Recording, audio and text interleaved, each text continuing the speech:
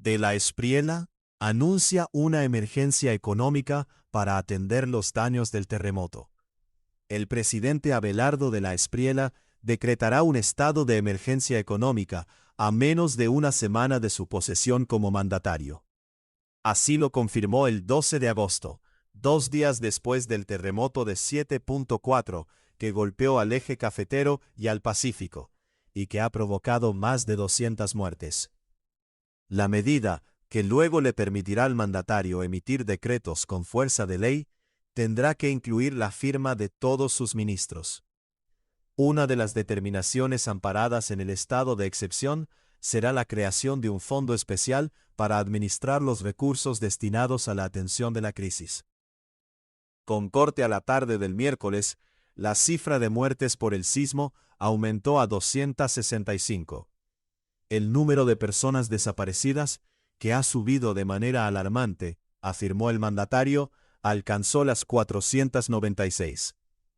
El gobierno de El Salvador, al mando de Nayib Bukele, envió unas 100 toneladas de ayuda humanitaria, y el de México, más de 58 toneladas. Lea también en vivo, terremoto en Colombia, última hora hoy, 12 de agosto de 2026. Encuentran señales de vida bajo los escombros en Pereira. Unas 25.872 familias se han visto afectadas, y 3.494 personas han sufrido lesiones.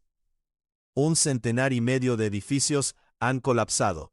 1.819 centros educativos se han visto averiados, y 179 centros de salud presentan fallas estructurales. El temblor, además, tumbó un puente peatonal. Un estado de emergencia tras una crisis fiscal y un terremoto. El jefe de Estado, fiel a su discurso previo a llegar a la Casa de Nariño o al Palacio de San Carlos, desde donde despachó el 12 de agosto, aseguró que el terremoto llegó en medio de un momento difícil, por la crisis fiscal más compleja de toda la historia republicana de nuestro país. Tenemos el más alto nivel de endeudamiento, una estrechez total de discursos en tesorería y un presupuesto público absolutamente desfinanciado, sostuvo de la Espriella, como parte de la justificación del estado de emergencia, que incorporará lo que llamó un fondo milagro para canalizar los aportes nacionales e internacionales para reconstruir hospitales, centros educativos, viviendas, edificios y vías.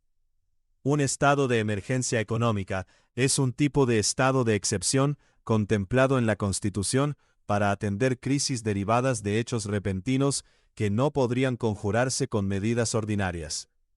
El Congreso y la Corte Constitucional revisan la declaratoria, pero en el entretanto, el Ejecutivo tiene el poder de saltarse el Congreso para expedir normas específicamente dedicadas a la catástrofe. El decreto de la emergencia, cuya fecha de expedición aún no es clara, debe limitar la declaratoria en el tiempo y no extenderse indefinidamente. Por orden de la Carta, la Corte Constitucional evalúa de forma automática la exequibilidad de todos los estados de excepción. Es decir, revisa si una declaratoria de conmoción interior, guerra exterior o emergencia económica se ajusta a la Carta o si es arbitraria. ¿Qué es la emergencia económica que propone Abelardo de la Espriella? La Constitución de 1991 dividió los estados de excepción en 3, para evitar la concentración de poder que los gobiernos del siglo XX tomaron en medio de estados de sitio casi ilimitados. Entre 1970 y el 91, por ejemplo, el país vivió unos 206 meses bajo estado de excepción. Lea también, así se decide cuándo terminan las labores de búsqueda de sobrevivientes. Colombia durante los 3 estados, cada uno con reglas particulares aunque con varias similitudes. Un presidente puede suspender leyes anteriores, pero no cambiar a magistrados de altas cortes, cerrar el Congreso o trazar medidas autoritarias afincándose en la coyuntura. La Constitución, además, definió principios clave como la prohibición de que termine la separación de poderes o de que se vulneren derechos fundamentales. La ley estatutaria luego desarrolló varios aspectos de forma cuya interpretación es necesaria para los análisis de fondo.